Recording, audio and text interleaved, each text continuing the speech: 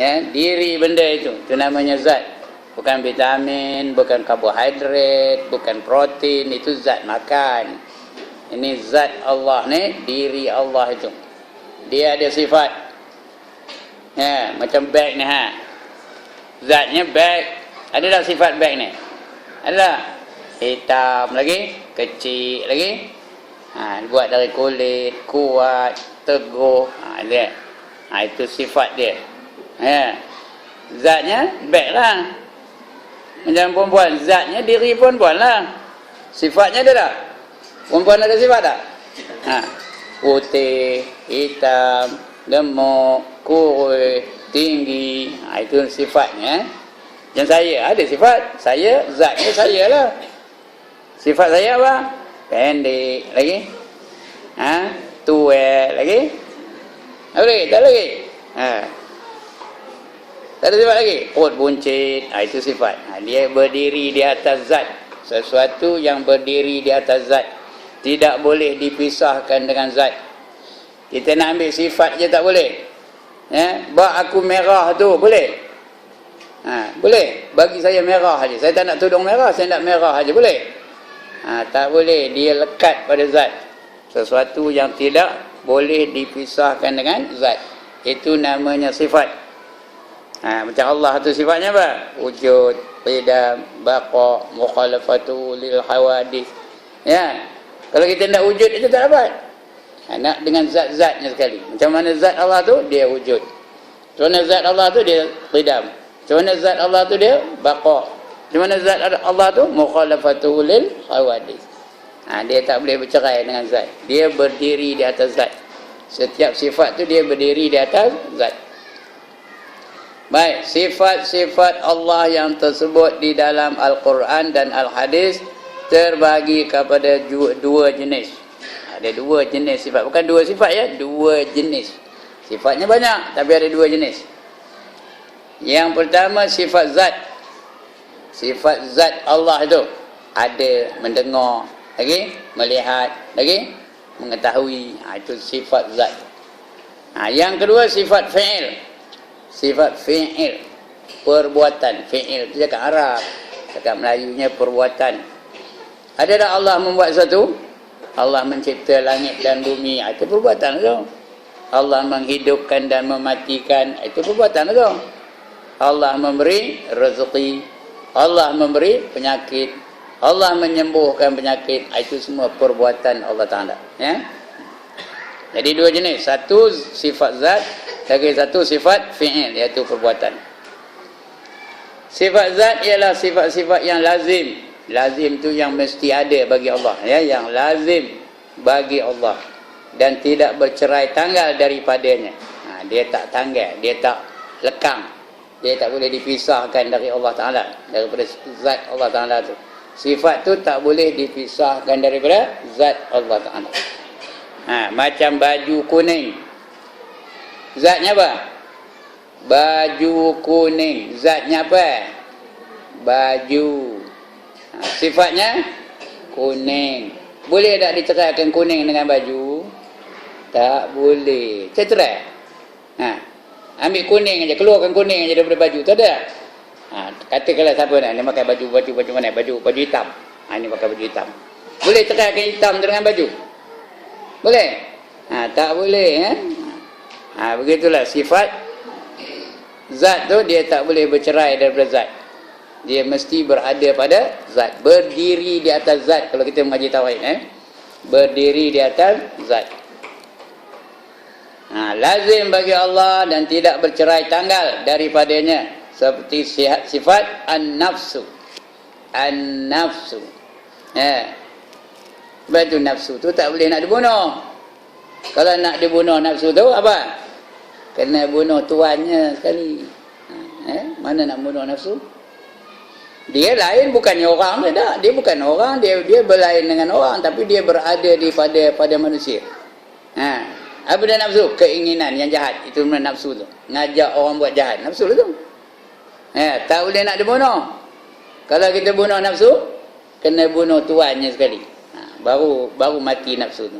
Yang boleh dibuat apa? Dikawal saja nafsu. An-nafsu. Reti nafsu tu diri sendiri. Itu reti nafsu ya, diri zat tu. Tu namanya nafsu, an-nafsu ya. Yang kedua al-hayatu.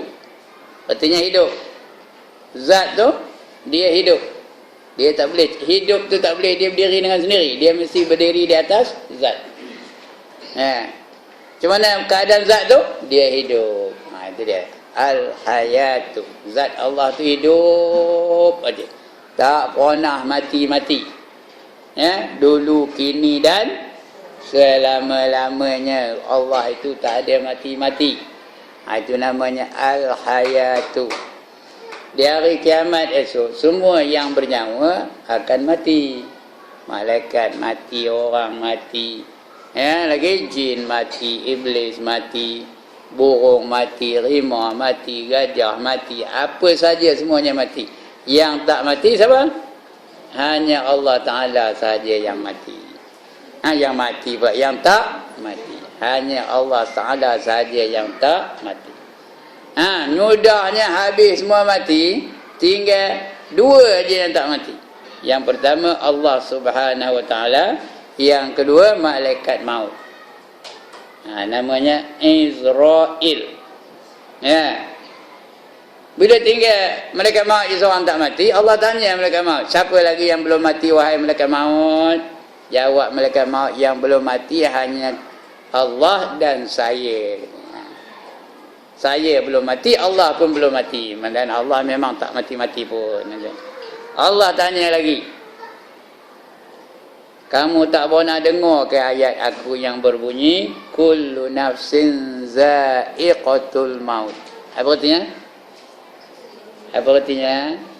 Tiap-tiap yang bernyawa pasti akan merasa mati. Malaikat maut bila dengar itu diam, dia tak jawab. Kenapa? Dia tahu Allah memerintahkan dia supaya mencabut nyawanya sendiri.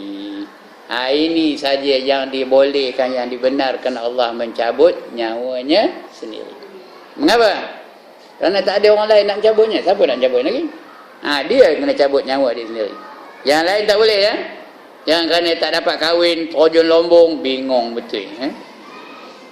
Tak boleh periksa naik bangunan tinggi, terjun dari bangunan tinggi. Bingung ke adik tu? Bingung. Kita tak boleh membunuh diri sendiri. Minta mati pun tak boleh. Ya Allah, matikan aku segera, tak boleh. Ada tak orang minta mati? Ada kata ada? Ada. Oh Tuhanku, cabutlah nyawaku. Udah mati ke belum? Udah. Tak boleh. Yang boleh kita minta dengan Allah, ya Allah, kalaulah mati itu lebih baik bagi aku, maka engkau pendekkanlah umur aku. Dan kalau hidup itu lebih baik bagi aku, engkau panjangkanlah nyawa aku. Itu tak apa. Tapi minta mati tak boleh. Kerana berdoa tak boleh yang jahat-jahat. Untuk diri kita pun tak boleh, untuk orang lain pun tak boleh. Itu dia. Jadi tinggal dia seorang. Allah perintahkan dia suruh cabut nyawa. Dia pun cabutlah nyawanya sendiri.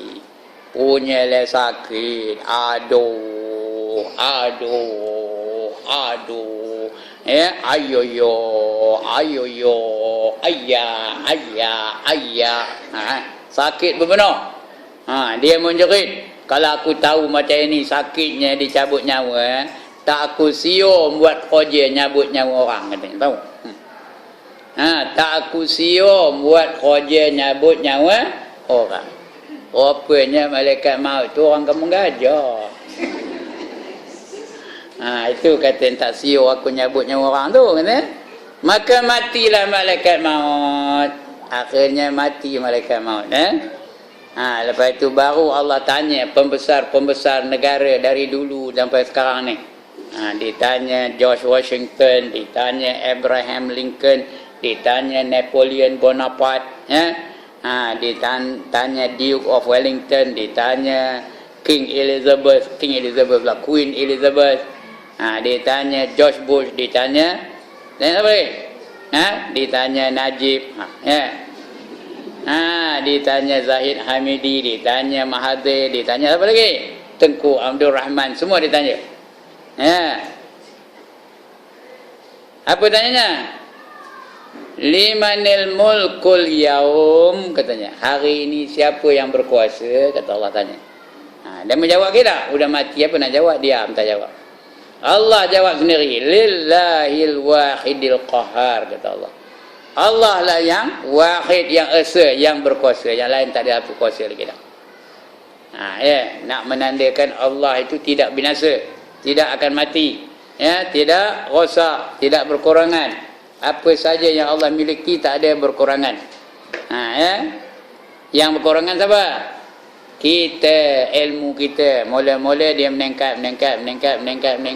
Udah buat macam saya ni. Udah tua apa saya ni. Udah korang balik. Udah korang. Lama-lama dah nyanyi.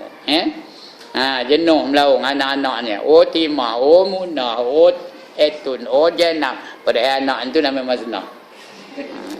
Ada dah. Itu dah korang dah ilmu itu ya. Kadang Fatihah pun tak hafal lagi dah.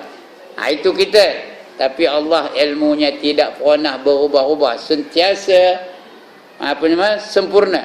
Ilmu Allah tu sentiasa dia tahu. Terbeza antara Allah dengan kita.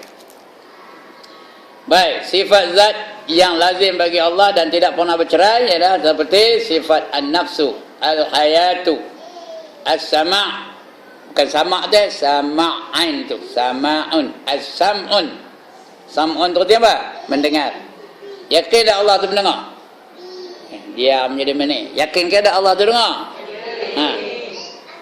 Sekarang ni saya bercakap Allah dengar tak? Dengar. Perempuan bercakap Allah dengar tak? Kalau betul-betul lah kita yakin Allah tu dengar aja, lalu ke hati nak ngumpat orang? Lalu ke nak ngumpat? Kali lagi, lalu ke nak mengumpat orang? Anu, lalu ke? Lalu ke hati nak mencarut? Mencarut hak orang pula tu, bukan hak dia. Lalu ke hati? Tak lalu, kerana dia tahu Allah sentiasa mendengar. Jauh pun dia dengar, ada suara pun dia dengar, tak ada suara pun dia dengar, berbisik pun dia dengar, malahan dalam hati pun dia dengar. Itu mendengarnya Allah Ta'ala. Lagi apa? Al-wajhu atau wajh. Kalau nak wakaf, wajh. Al-wajh. Katanya muka. Allah tu ada muka. Ada muka tak? Ada. Mana rupanya? Ada hidung, ada mata, ada apa?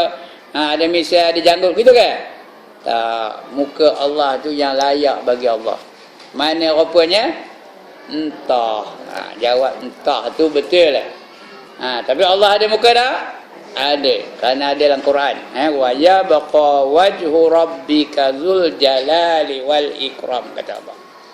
Yang kekal abadi ialah wajah Allah yang maha besar lagi maha mulia. Jadi maknanya Allah ada wajah. Mana rupanya? Rupa rimau ke, rupa gajah ke, rupa singa ke, rupa ular ke, rupa buruk ke, rupa monyet ke, kita tak tahu. Wallahu a'lam. Tapi Allah itu ada wajah. Kerana ada dalam Quran, ada dalam hadis. Dalam Quran pun ada, dalam hadis pun ada. Itu al-wajhu. Lagi al-qidam. Apa arti al-qidam? Apa arti al-qidam? Sedia kala. Apa arti sedia kala? Al-qidam, ya. Apa arti qidam? Sedia kala. Apa arti sedia kala? Al-qidam, gitu kan? Ya. Apa arti sedia kala? Ini cakap Melayu ni. Apa artinya? Ada orang sempat jawab, tidak apa? Tidak ada permulaan adanya. Betul, ya? Itu jawapan yang betul tu, tepat. Ya. Itu arti yang qidam. Allah tidak ada permulaan. Allah tidak dijadikan. Allah tak ada tarikh lahir. Yang ada tarikh lahir siapa? Selain dari Allah. Bukan kita aja, selain dari Allah. Semuanya ada tarikh lahir. Ya. Matahari ada tarikh lahirnya, bulan ada tarikh lahirnya, bintang ada tarikh lahirnya, singa ada tarikh lahirnya, Ular ada tarikh lahirnya, buaya ada tarikh lahirnya. Segala-galanya ada tarikh lahir. Allah tak ada. Dia tak pernah tak ada. Ya, Allah tu tak pernah tak ada. Dulu ada tak masa dia tak ada? Tak ada. Tak ada masa dia tak ada. Dia ada aja. Itu tidak ada permulaan. Adanya itu tidak ada permulaan. Itu artinya qidam. Jadi bermakna siapa yang paling awal? Di alam ni siapa yang paling awal? Allah lah yang paling awal. Itu sebab dia kata huwal awal. Huwal awal tu dialah yang paling awal. Hu tu dia. Dia tu apa? Allah lah. Allah yang paling awal. Huwal awal. Wal akhir. Dan dia juga yang paling akhir. Dia yang awal, dia yang akhir. Kerana kalau ada lah yang lebih dahulu daripada Allah, kalau ada lah sesuatu yang lebih dahulu daripada Allah, lebih awal dari Allah, bermakna Allah tu barulah. Ada yang lebih awal daripada Allah, dia baru. Kalau baru bukanlah Allah. Macam kita lah baru. Binatang baru, bulan baru, bintang baru. Bila baru, dia ada kesudahan. Macam kita, sudahnya apa? Sudahnya apa? Mati. Itu kesudahannya ada. Allah sebab itu dia tak ada kesudahan. Dialah yang paling awal. Tak ada siapa yang menjadikan Allah Ta'ala. Kalau ada yang menjadikan Allah Ta'ala, bermakna Allah tu baru. Katakanlah, yang menjadikan Allah tu Ahmad. Ahmad tu baru, maka yang dijadikan Ahmad tu juga baru. Kemudian Ahmad kalau baru, ada yang menjadikan Ahmad, iaitu Manaf. Contoh aja dah, bukan betul ni ya. Maka Manaf tu ada yang menjadikannya. Siapa menjadikannya? Siapa menjadikannya? Ismail. Ismail pun baru, ada yang menjadikannya. Siapa? Yusuf. Yusuf pun baru, ada yang menjadikannya. Siapa? Siapa lagi? Takkan tak tahu nama orang-orang lelaki. Sulaiman. Sulaiman ada yang menjadikannya. Siapa? Ibrahim. Ibrahim siapa yang menjadikannya? Siapa? Jadi mana ada berhenti? Tak ada berhenti. Ya? Tak tahu mana puncanya. Kalaulah Allah itu baru, tak tahu puncanya Allah tu siapa, bin siapa, bapaknya siapa, tak ada. Itu sebab Allah tu lam yalid walam yulad. Tidak dia beranak dan tidak pula dia diperanakkan. Itu Allah ya. Lam yalid walam yulad. Itu qidam. Kemudian al-azamah. Al-azamah, agung. Allah tu paling agung, paling besar, paling mulia. Itu al-azamah, ya. Paling tinggi darjatnya, itu agung, ya. Paling agung. Tak ada yang lebih agung dari Allah Ta'ala. Selain daripada itu, al-ilmu. Al-ilmu tu apa? Mengetahui. Tuhan tahu aja. Ya, berbanding dengan kita, banyak kita tak tahu. Ada berapa lah rambut puan-puan di kepala, siapa tahu angkat tangan? Siapa tahu angkat tangan? Janggut saya ni ada berapa lah? Tak tahu juga. Kata apa yang tahu? Apa yang tahu? Tak ada apa yang kita tahu. Kalau ada sedikit-sedikit ilmu pengetahuan tu, itu adalah apa? Sekadar yang diizinkan oleh Allah Ta'ala. Ya? Sekadar yang diizinkan oleh Allah. Itu saja ilmu yang ada bagi kita.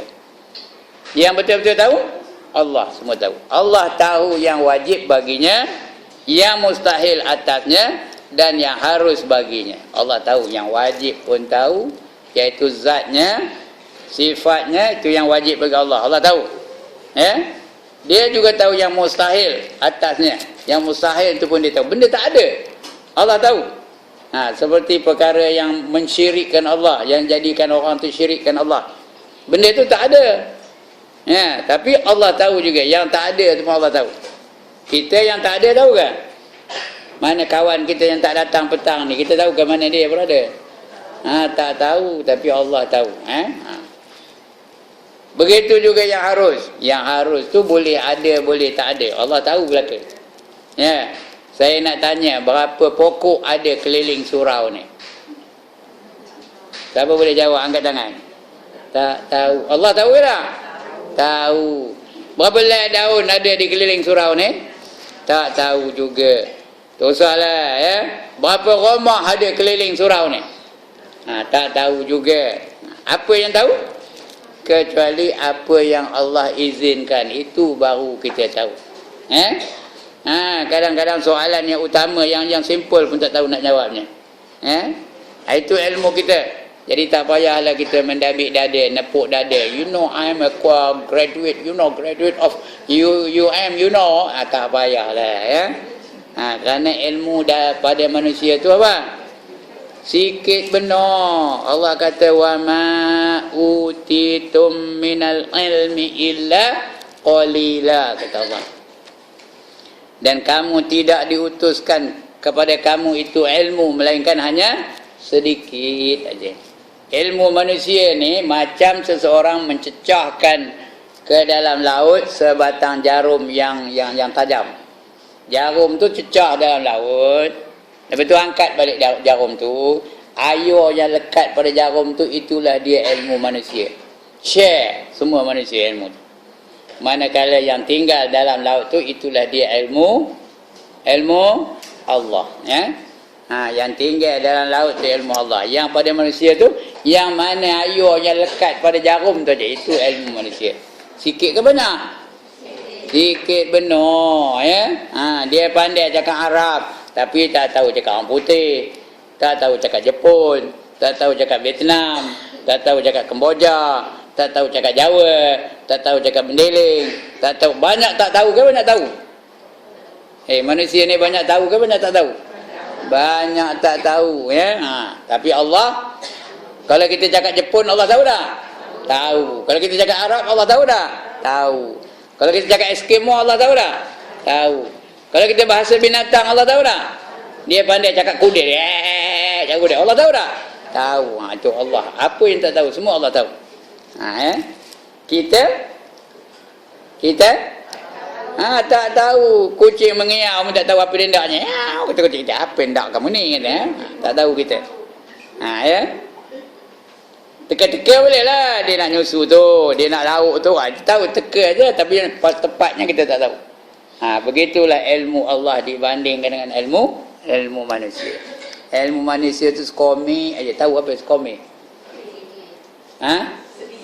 Sikit berbenar. Bukannya sikit aja, sikit berbenar. Itu namanya sekomik atau sekumin.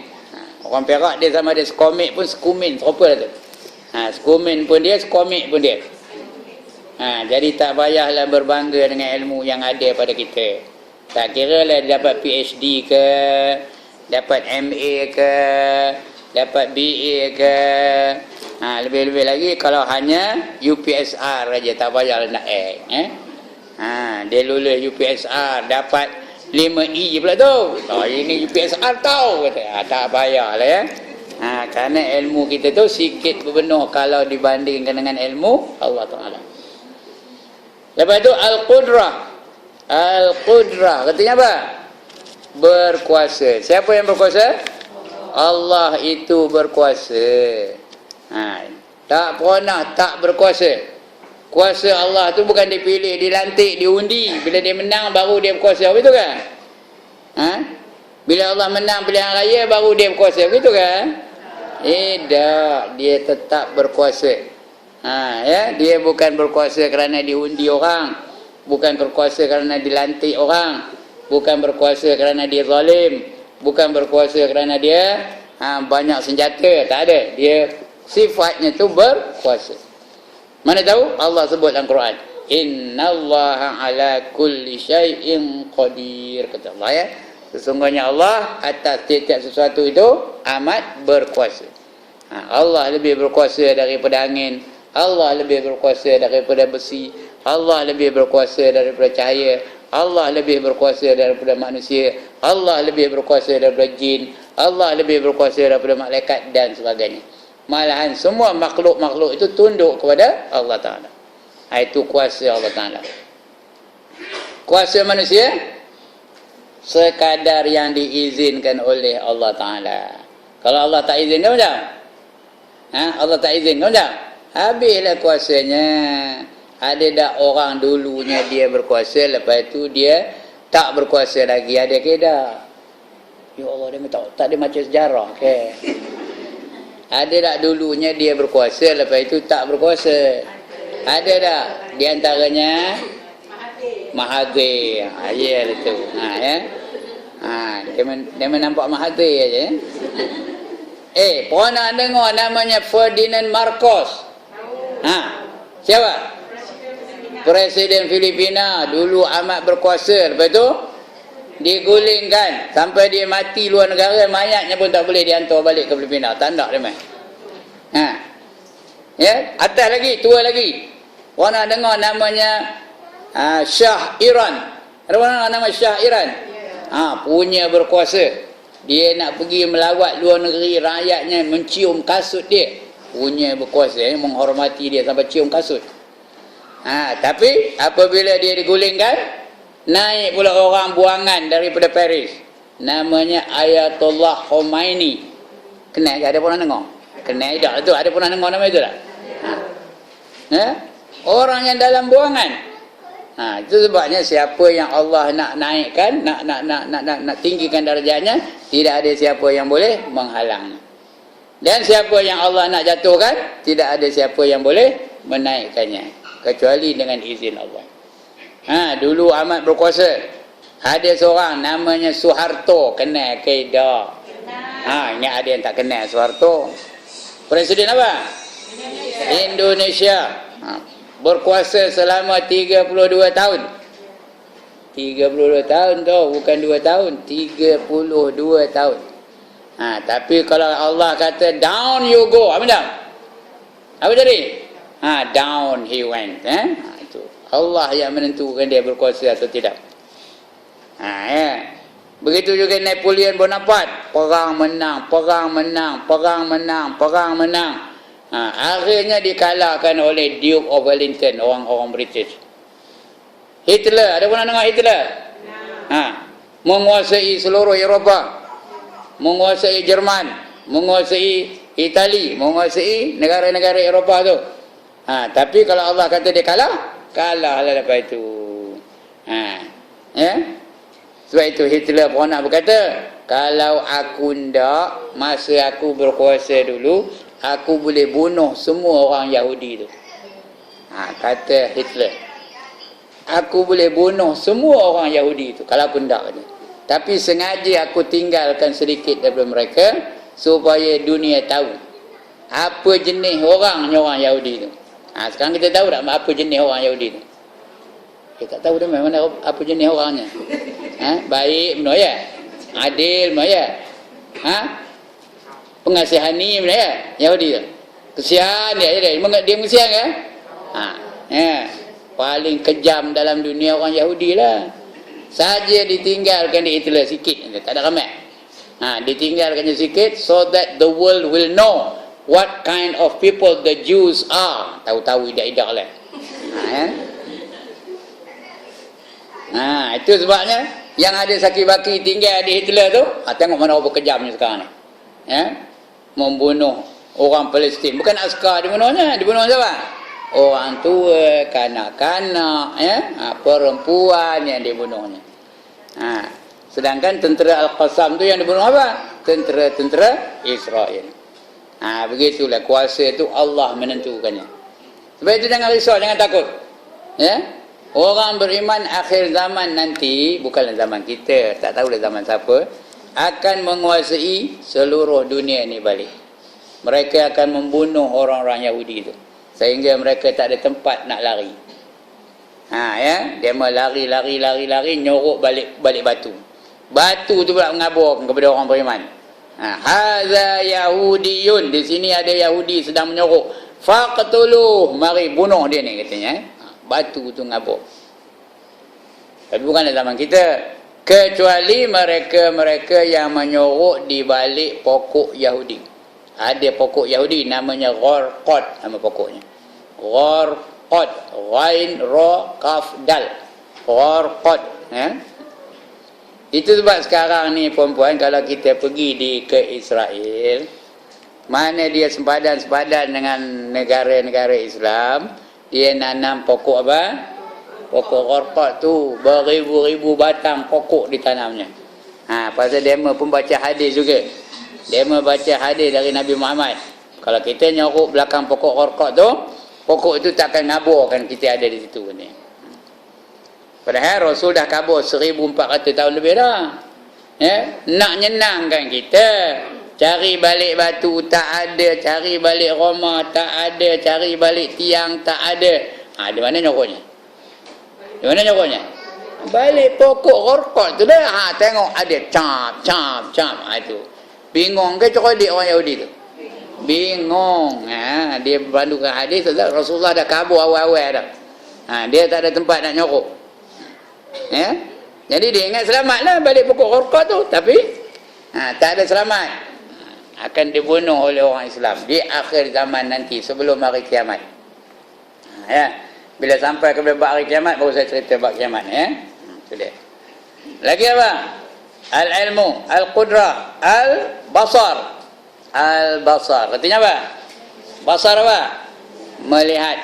Allah itu melihat.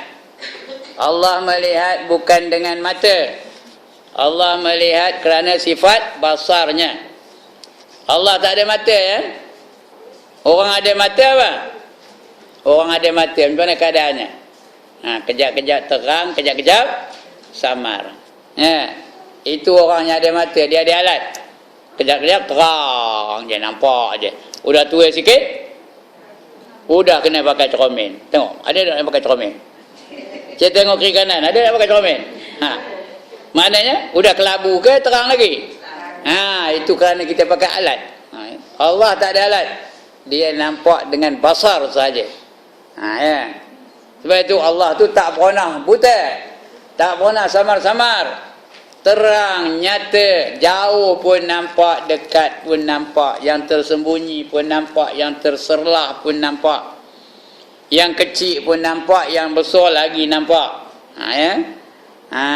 Di mana pun Allah mesti nampak. Sebab itu ada pujangga Islam, dia mengatakan barang siapa nak buat dosa, nak buat maksiat, buatlah katanya. Buat, tak berdosa. Siapa tak nak? Siapa tak nak buat maksiat tapi tak berdosa? Minum arak tak berdosa, berjudi tak berdosa, berzina tak berdosa. Nak ke tak nak? Tak berdosa tak nak? Tapi kata di pujangga Islam tu, kamu buat di tempat yang Allah tak nampak. Ada ke tempat yang Allah tak nampak? Ada ke tak ada? Berapa pandai cakap Perak, nampak? Tak ada. Jadi buatlah, cari tempat yang Allah tak nampak. Mana ada? Dan buat di tempat yang lain daripada bumi Allah, ada? Ada ke tak ada? Tak ada juga. Dan makan kamu rezeki selain daripada rezeki Allah, ada? Tak ada juga. Jadi katanya, jangan buat maksiat. Kerana Allah sentiasa nampak, sentiasa melihat. Jauh pun dia nampak, dekat pun dia nampak. Dalam gelap pun dia nampak, lebih-lebih lagi terang dia nampak. Kalau kita betul-betul yakin, percaya betul Allah tu nampak aja, lalu kena nari. Lalu kena berjoget. Lalu kena karaoke. That's the way I like it. Lalu ke? Ngapa tak lalu? Kenapa tak lalu? Kerana Allah sentiasa nampak. Lalu kena berzina. Mengapa? Kerana Allah nampak aja. Lagi? Lalu kena berjudi. Tak lalu kerana Allah nampak. Lalu kena mencuri. Tak lalu kerana Allah nampak. Kalau kita pegang betul-betul ni, tak lalu nak buat maksiat. Kalau kita betul-betul pegang, percaya 100%, lalu ke nyemur kain? Apa? Lalu ke nyemur kain? Bukan kemban, tak betul. Nyemur kain, ketang dada namanya. Nyemur kain ketang dada, kena ikat kain tu di dada aja. Menyerongi aja bulu ketiaknya keluar. Lantak dah, saya dah tua, peduli saya dah. Lalu ke tak lalu? Mengapa tak lalu? Kerana Allah sentiasa nampak, sentiasa melihat. Ada tak orang nyemur kain ketan dada? Ada. Itulah dia puan-puan ya. Sifat Allah tu sempurna. Kalau kita pegang betul 4 sifat Allah tu. Kita pegang Allah itu ada. Yang kedua Allah melihat. Yang tiga Allah mendengar. Yang keempat Allah mengetahui. Kalau kita pegang 4 sifat Allah tu. Apa dia? Ada, mendengar, melihat, mengetahui. Terkawal tak hidup kita? Terkawal tak? Terkawal ya. Bila nak buat maksiat, ya Allah nampak tak jadi buat maksiat. Bila nak ngumpat je, tak jadi ngumpat. Kenapa? Kerana Allah dengar. Bila niat nak buat jahat je, dalam hati Allah nampak tak? Allah tahu tak? Allah tahu apa yang terkandung dalam hati. Sentiasa dia merasakan Allah itu ada je. Kejap ni ada tak Allah? Ada. Nampak tak ada? Dengar tak ada? Mana mungkin kita nak melakukan maksiat kalau kita pegang 4 sifat Allah ni ya? Itu dia apa? Al-Qudrah al-Basar. Kemudian Al-Kalamu. Al-Kalamu artinya Allah itu bercakap-cakap. Allah bercakap, tak ada bahasa, tak ada huruf, tak ada suara. Itu Allah bercakap. Macam mana? Entah. Saya pun tak tahu. Kalau tahu, maknanya tak tahulah tu. Ya. Kalau Allah tu cakap orang Perak macam tu. Ya. Orang komen semayang kata. Ada? Tak ada. Dia tak ada bahasa. Tak ada suara. Ya. Adakah Allah dari langit?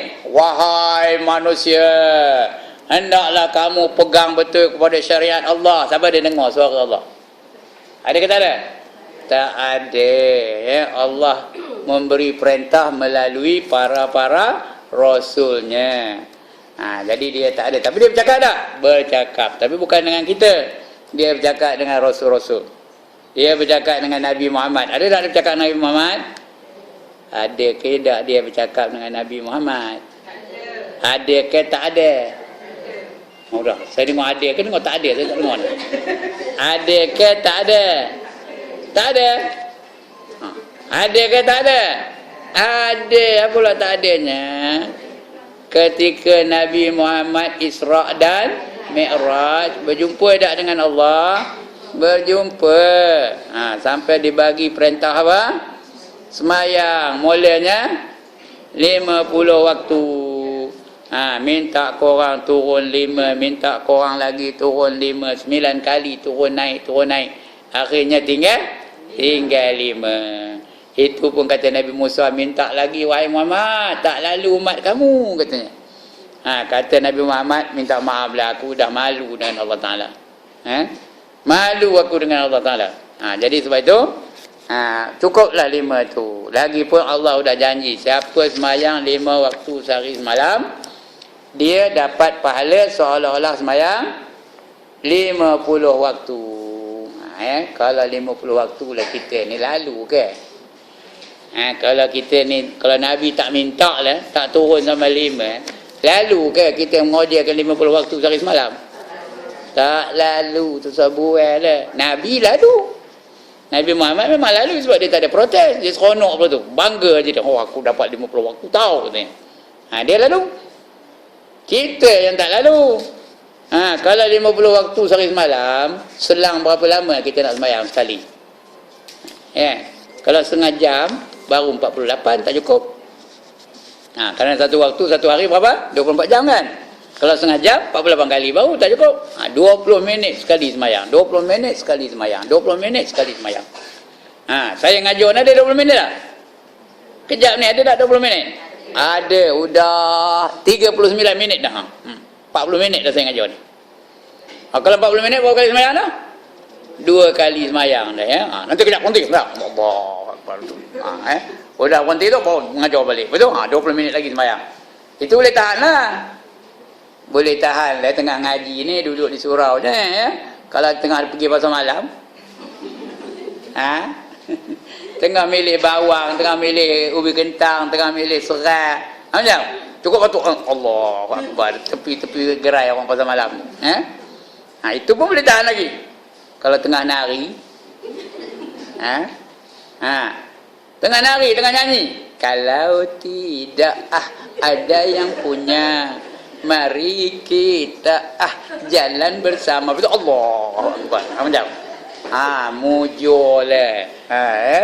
Mujurlah dia malu muka naik turun 9 kali sampai turun kepada 5 waktu. Kalau tidak berdosa belaka kita ni, sudah. Jadi maknanya dia menurunkan perintah sembahyang tu berkata-kata lah tu, dia di kalam tu berkata-kata dia dengan Nabi Muhammad. Begitu juga dia berkata-kata dengan Nabi Musa. Itu ada dalam Quran. Wa kallamallahu Musa taklima, kata dalam Quran ya. Wa kallamallahu Musa taklima. Berkata Allah itu kepada Nabi Musa dengan beberapa kalimah. Wa kallamallahu Musa, bukan ya. Wa kallamallahu Musa taklima. Kalau ha dia terbalik. Bukan Allah bercakap dengan Musa, Musa yang bercakap dengan Allah. Itu terbalik. Ini wa kallamallahu, Allah itu dia bercakap dengan Musa taklima, beberapa perkataan. Jadi itu dalil Allah itu berkata-kata. Mustahil Allah itu bisu. Itu kalam. Kemudian al-mulk. Apa arti al-mulk? Memiliki. Alam ni siapa yang punya? Allah yang punya. Mana tahu? Allah sebut dalam Quran. Lillahi mulkus samawati wa ma fil ard. Wa bainahuma. Bagi Allah yang memiliki langit dan bumi dan barang yang di antara keduanya. Jadi artinya semuanya Allah punya. Kereta perempuan tu siapa punya? Allah punya. Rumah perempuan siapa punya? Allah punya. Baju yang puan-puan pakai tu siapa punya? Allah punya. Anak perempuan siapa punya? Allah punya. Suami perempuan siapa punya? Allah punya. Isteri saya tu siapa punya? Allah punya. Dompet saya ni siapa punya? Allah yang punya. Tablet ni siapa punya? Allah yang punya. Semuanya Allah punya. Tak ada satu pun yang kita punya. Nothing belongs to us. Everything belongs to Allah. Apa saja semua Allah yang punya. Cuma sebagai pentadbiran bolehlah kita kata ini rumah saya. Allah dah bagi amanah kepada kita untuk mentadbir alam ni. Ini rumah saya. Ini dompet saya. Ini beg saya. Itu isteri saya. Boleh. Kenapa? Allah dah amanahkan saya mengendalikan benda-benda itu. Dompet ni saya aja yang boleh gunakan. Kalau saya kata ini dompet Allah macam. Macam perempuan. Ini dompet Allah macam. Siapa nak ambil lah? Allah yang punya. Jadi boleh tak ambil? Tak boleh kerana saya yang diamanahkan untuk menjaga dompet ini. Bila kalau saya ini isteri Allah macam. Macam? Ini isteri Allah macam. Siapa nak ambil lah? Tak boleh. Saya sudah akad nikah dengan dia. Saya aja yang punya, yang lain tak boleh. Itu hanya sebagai apa? Sebagai pentadbiran saja, untuk memudahkan pentadbiran. Tapi hakikatnya Allah yang punya. Semuanya Allah yang punya. Faham tu ya? Itu namanya al-mulk, yang memiliki. Itu al-mulk. Kemudian al-kibriya. Al-kibriya itu artinya apa? Kebesaran. Kebesaran. Allah saja yang boleh mengaku dirinya besar. Allah saja yang boleh takabur. Orang lain boleh tak? Allah boleh tak? Boleh. Orang lain? Tak boleh. Ustaz Ibrahim? Tak boleh. Kalau dia takabur juga? Apa? Berdosa lagi apa? Kalau dia takabur. Kalau dia ngajar sini lah, Ya, ustaz yang paling handai dalam negeri Perak ni Ustaz Ibrahim lah. Tak ada orang yang boleh menandingi Ustaz Ibrahim. Kata dia Ustaz Ibrahim. Ya. Bulan depan? Bulan depan? Jangan datang. Ya, jangan datang. Biar dia kosong dewan ni baru dia tedur siapa dia. Jangan datang. Kenapa? Kalau guru takabur, murid lagi dia takabur ya. Jangan takabur. Kita mesti merendahkan diri kita. Semua orang jangan takabur. Takabur tu sifat Allah. Ada lagi satu sifat dia, al-mutakabbir.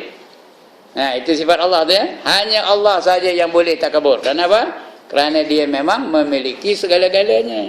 Dia layak untuk takabur.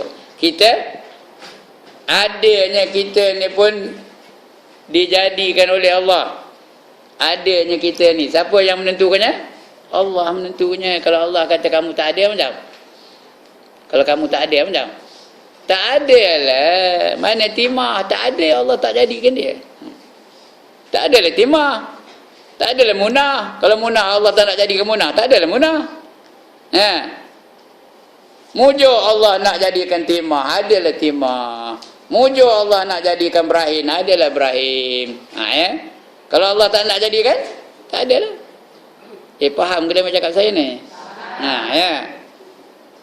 Itu pun tak dia jadikan Ibrahim tu orang. Kalau dia jadikan Ibrahim tu katak, macam? Macam? Katak lah. Bukan dalam dewan ni. Duduknya di mana duduknya? Duduk tu dalam hujan, dia nunggu hujan. Itu pun mujur. Katak pun boleh tahan juga. Kalau dia jadinya ikan keli macam. Kemana diamnya? Dalam kuali lah buat bulan boyak. Mujur lah nak jadiin kita ni orang. Itu dia. Itu al-kibriya. Yang boleh bersifat al-kibriya tu hanya Allah Ta'ala saja. Makhluk tak boleh. Kerana Allah yang menjadikannya. Semuanya Allah yang menjadikannya. Itu namanya al-kibriya.